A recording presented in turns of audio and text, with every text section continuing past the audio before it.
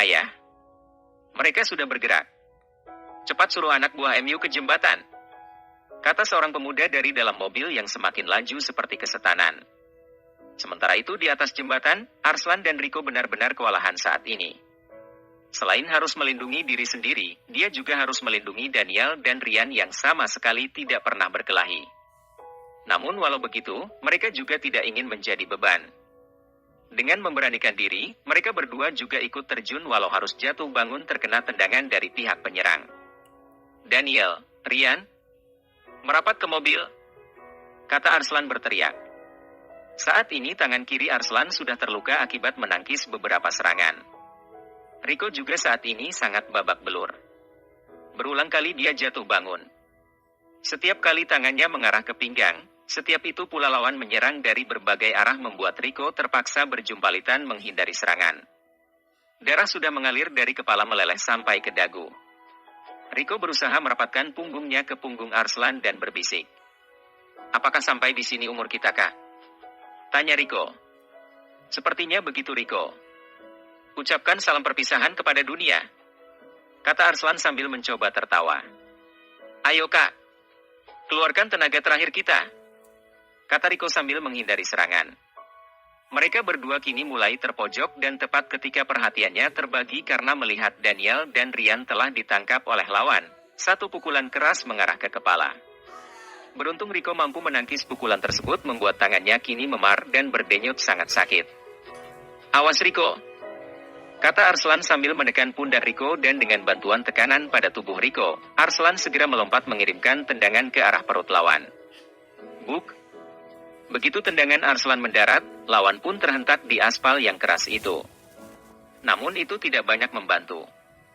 Karena satu yang jatuh, 5 yang datang.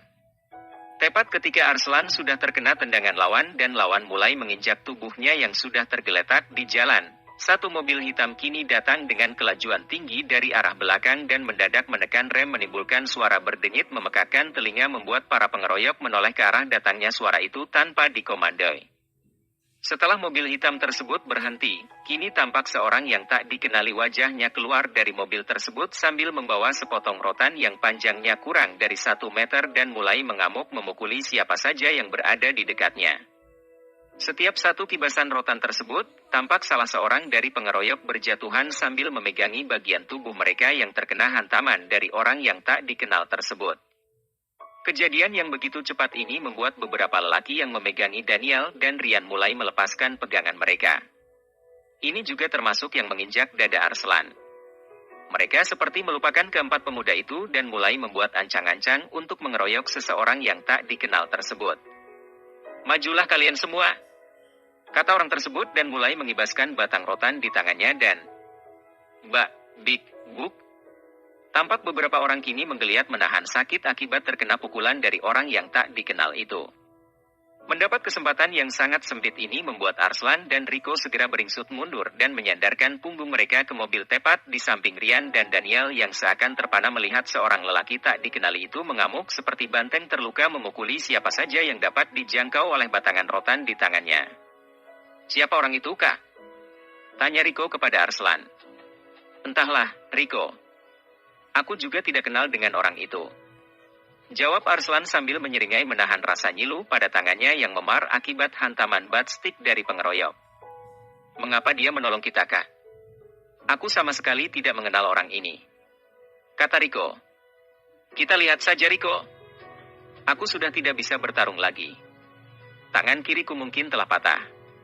Syukurlah ada orang yang mau menolong kita. Jika tidak, kita pasti akan mati di jembatan ini, kata Arslan membuat Rico meraba tangan Arslan yang sudah terkulai lemah susah untuk digerakkan. Baru saja Rico hendak melihat ke arah pertarungan itu, tiba-tiba dia berseru, awas di belakang MU, kata Rico sambil mengeluarkan pistolnya dan Dor.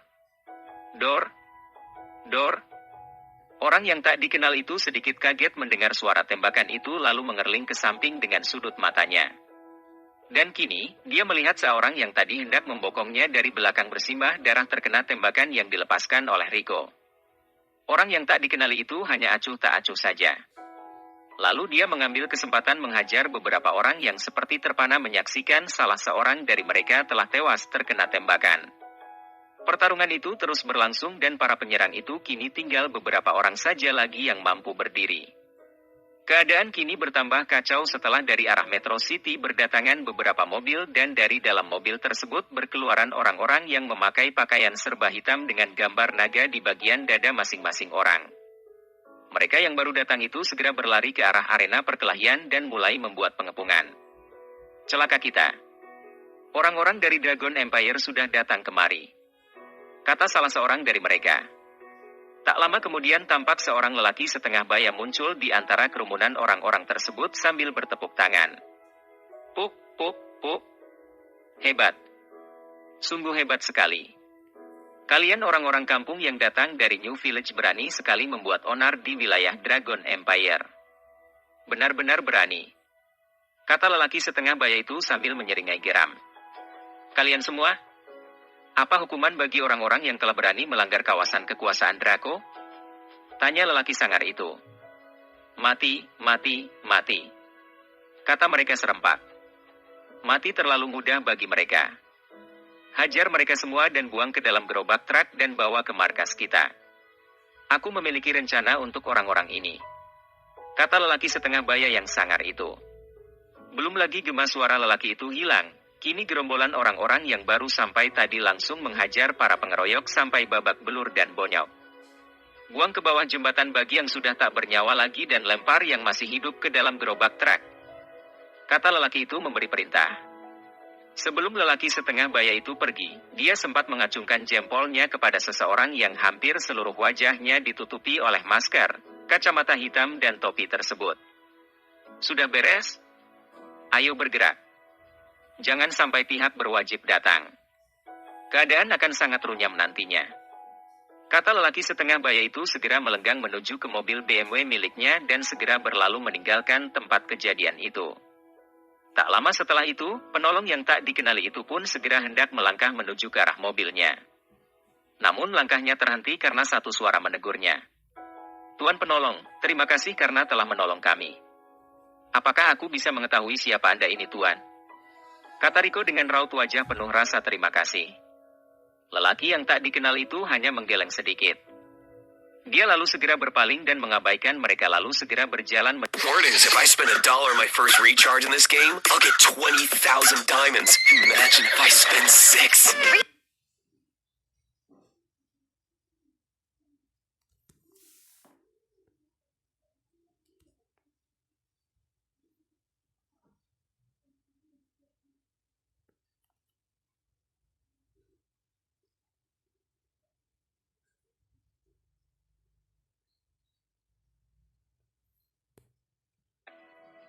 Jangan sampai pihak berwajib datang.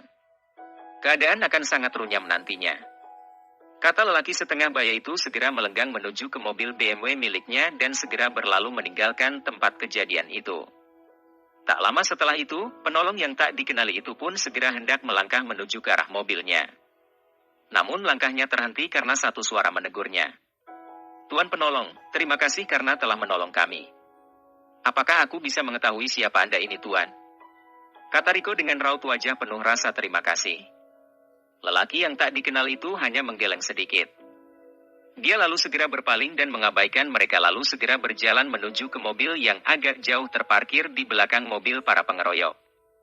Atur mobil-mobil itu berbaris di pinggir sungai, lalu bakar, kata orang yang tak dikenal itu kepada salah satu anggota Dragon Empire sebelum dia pergi. Jerry, kata Ryan seperti bergumam kepada dirinya sendiri. Apa maksud Rian? Tanya Daniel. Itu suara Jerry. Walaupun dia berusaha mengubah suaranya, namun nada bicara dan logatnya itu aku kenal betul. Itu pasti Jerry, kata Ryan sambil mencoba mengejar lelaki yang tak dikenal itu. Namun terlambat, karena lelaki itu sudah masuk ke dalam mobilnya dan melaju dengan kelajuan tinggi meninggalkan tempat itu.